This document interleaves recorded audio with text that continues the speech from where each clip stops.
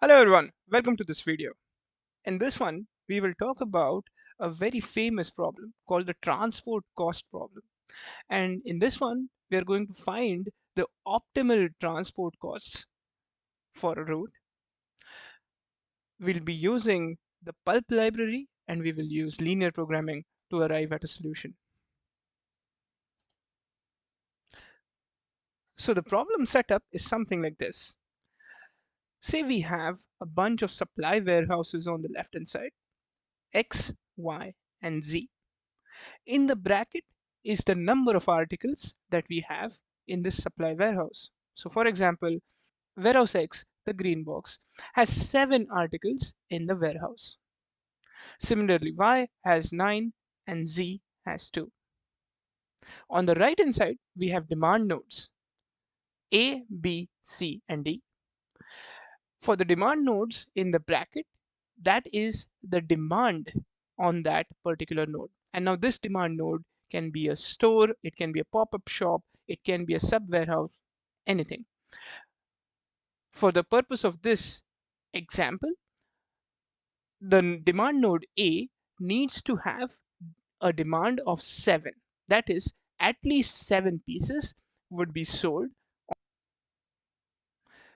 And then the third aspect that we have is we have the paths from, for example, the green path from supply warehouse X, we can send some material to the demand node A, and the arrow symbolizes, the green arrow symbolizes that this is a connection, and the value on that green arrow indicates how much does it cost to move one article from warehouse X to warehouse A.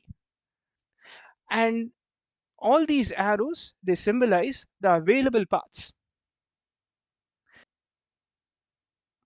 We would want to find the optimal number of articles that we would want to move from a supply warehouse to a demand node while keeping the cost bare minimum so that we can increase our profitability. And this is a very common problem across supply chains, right? So to summarize it, 3 components: we have the supply warehouse, we have the demand node, and then we have the cost that is needed for one article to be moved from the supply warehouse to the demand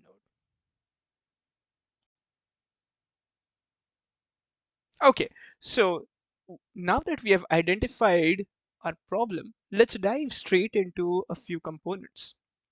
So the first thing that we need to do is decide the decision variables, right? And for our problem, the decision variables would be something like how much articles do we need to move from a path X to demand node A? How many articles do we need to move, right?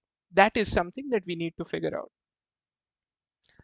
So for example, if we put this in a matrix form now, the rows become X, Y, Z, and these are our supply warehouses. And the columns are the demand nodes A, B, C, and D. And we would need to figure out how much unit of articles do we need to move from supply node X to demand node A, right? And we can denote this as a decision variable. And the objective function is pretty straightforward. We would want to minimize the cost that is involved. The cost is the cost for moving one unit multiplied by the number of units moved for a path, right? And the cost for moving one unit is given in the diagram in the as the value of this arrow, and the number of units moved, that is the decision variable that we will identify. And then comes the time of identifying constraints. So supply cannot exceed the total amount of items that we need to move, right? So for example, on the right hand side, we have the green box as the supply node. And that supply node has 7 articles. We cannot move 8, we cannot move 9 articles from the supply node X because those number of articles do not exist, right?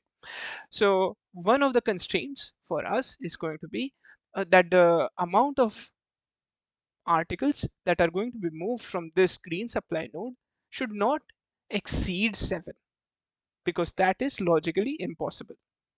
Right? So we can model the constraint as something like this.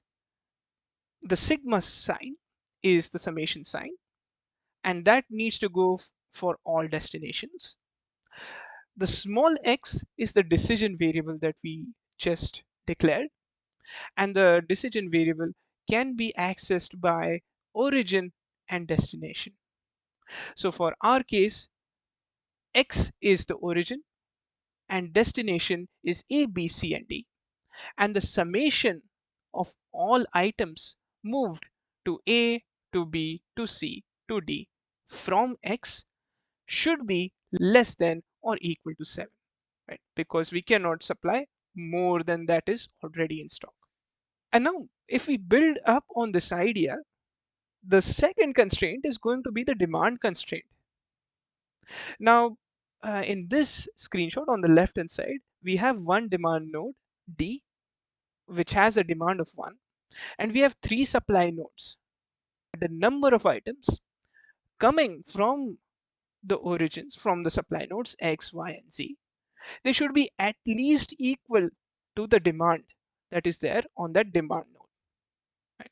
So, for example, if the demand D would have been 8, the supply from X, Y, and Z should have at least been 8 articles, right? So now if we come back to this case on the right hand side, the demand at D is 1, right? So if we can model this constraint, if we go to the formula on the left hand side, bottom, what we can do is the summation sign is again the sigma, and that will go from the origin from X, Y, and Z, which are the supply nodes. X, the small x, is the decision variable that we have declared, and each decision variable can be accessed like origin and destination. So in this case, because we have destination D, that is fixed, but the origin will loop from X, Y, and Z, right? And now if we combine all of it together, we get something like this. On the right hand side now, this is a handwritten optimization problem. So let's say if, let's start from the start. We can denote origin as X, Y, and Z. We can denote destination as A, B, C, D. Our objective function is we need to find the minimum cost. And now the minimum cost is X into the cost, X for each origin and destination, and the cost for each origin and destination. And we need to sum over all of that. And then once we have declared this, the constraints can be such that supply constraints. The supply cannot be greater than what we have in the warehouse, and these three are the supply constraints. And the bottom indicates the demand constraints that we just talked about. This is the optimization problem. And now we will code this in Python using pulp. So let's try to solve this problem, right? Now this is the introduction. I'll link the notebook, and this is the introduction. This is nothing but a repeat of the slides that we just went through. So in the first cell we import pulp. In this cell we define the problem. So we need our objective is to minimize the cost. So that's why we would like to minimize the objective of this problem. For the decision variables, now what we'll do is each decision variable is from an origin to destination. If we look at the last slide, if we look at our decision variables in the slide, we have 3 rows multiplied by 4, which is 12 decision variables, and each decision variable is denoted by origin, comma, destination. So in the Python notebook, we'll code it similarly. For each origin and each destination, we will create a decision variable. For example, the first decision variable, we state that x of a, where x is the supply node, a is the demand node, and this is some and the decision variable x of a is something we would want pulp to identify. And we have also kept the lower bound as 0 because we cannot move negative number of articles. And now if we go down, we also have the objective function. Now here the objective function is the total cost, and total cost is the value, or is the number of articles moved from supply node to demand node multiplied by the cost associated with it. We are summing up the value of moving the cost of moving one article multiplied by the number of actual articles that we would like to move, and we state this as a total cost.